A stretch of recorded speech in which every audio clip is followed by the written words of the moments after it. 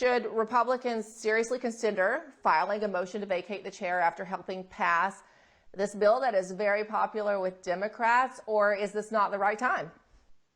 I think that members of the 20, specifically the 20 patriots that stood up to Speaker McCarthy during the speaker fight earlier in this year, I think they need to sit down and consider what the future of their relationship with House leadership looks like. Promises were made to them that were not kept as a result of this deal. I think they need to look at what levers they have to reassert their powers. Now, in terms of what those look like, ultimately that is going to be up to specific members, but they have a lot of tools in the toolbox, and one of them is the motion to vacate, but it's ultimately going to be up to them to determine when the right time it is to actually go ahead and use that.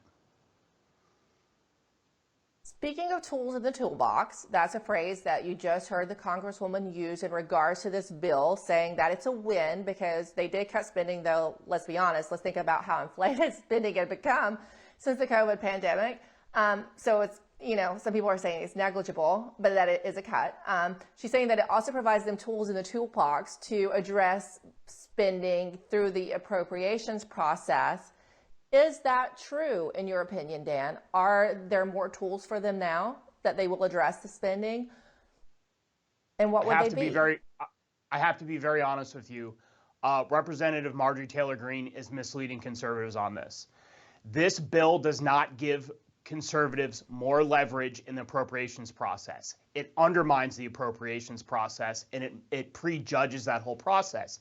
There are so many loopholes in these provisions that people like Marjorie Taylor Greene and Thomas Massie are touting as wins that you could drive a truck through them. You could drive an armored division through them. They're so wide.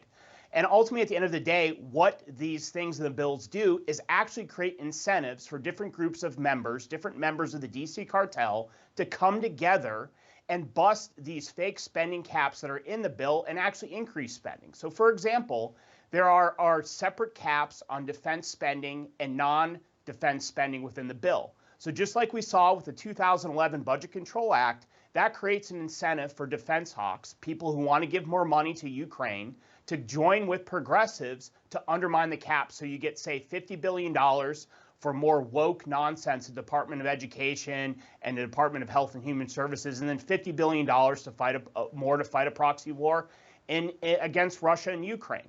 So at the end of the day, there is no real reductions in spending in this bill, and there's no incentives to pursue them through the appropriations process. And I just have to say, it's incredibly disappointing to me to see members of Congress who should know better coming out and saying these things. And it's a tough thing to say about people that have generally been on the right side of these issues over the last few years. But I think that we have to be honest about what they're doing, and that is they're misleading conservatives about this bill. Why? Why did they see they had to do that this time? I can't tell you what's in their hearts or in their minds. I think somebody like Representative Thomas Massie, he's generally been one of the most principled members of Congress. He's somebody who I have a lot of respect for. And I found that his justifications for supporting this bill were very strange. And he was, again, saying that there were things in this bill, particularly an auto CR, an auto continuing resolution that would automatically cut spending if they didn't pass all 12 appropriations bills, when it wasn't. That provision could easily be gotten around by passing an omnibus appropriations bill. And I don't understand it. This is somebody who had the ability to stop this bill, and Rules Committee had the ability to force him back to the negotiating table to get a better deal for conservatives, and he chose not to.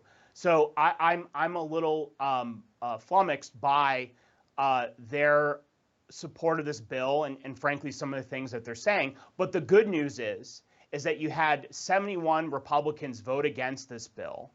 It would have been 73 had the presiding speaker not gavelled out the vote before Representative Boebert and Banks could vote no on it. Both of them were going to vote no. So it was really 73 who were opposed to it. And you had nearly 30 members vote against the rule, which is a big deal. So that was heartening. And actually, that shows that there was significant opposition to this deal, not just among the House Freedom Caucus or the fringes, as the DC media says, and that's really a fake term. When they say somebody's on the fringe, what they really mean is they're principled. This was rank and file Republicans. This was actually, there were members of leadership that voted against this bill, like Gary Palmer and committee chairs. So there was a broad swath of the Republican conference that voted against this bill. And as the members said in the clips that you played in intro to this segment, more Democrats voted for this bill than Republicans. And I think that shows that Speaker McCarthy is not in a position of strength. His speakership is increasingly weakening. And I think that if he continues down this path where he is effectively governing in a coalition with the Biden White House and House Democrats, then he is going to be more and more vulnerable to things down the path like the motion to vacate or other things that could jam up his speakership. Yeah. And I guess we'll see. Time will tell if the earmark story is true with Democrat districts. And the White House is very clear this will have no effect on what we're in the United States are doing in Ukraine and the support that we're giving. That's very telling. Thank you so much, Dan. Dan Caldwell with the Center for Renewing America. This is very clarifying, sobering. Thank you. Thank you so much for having me on.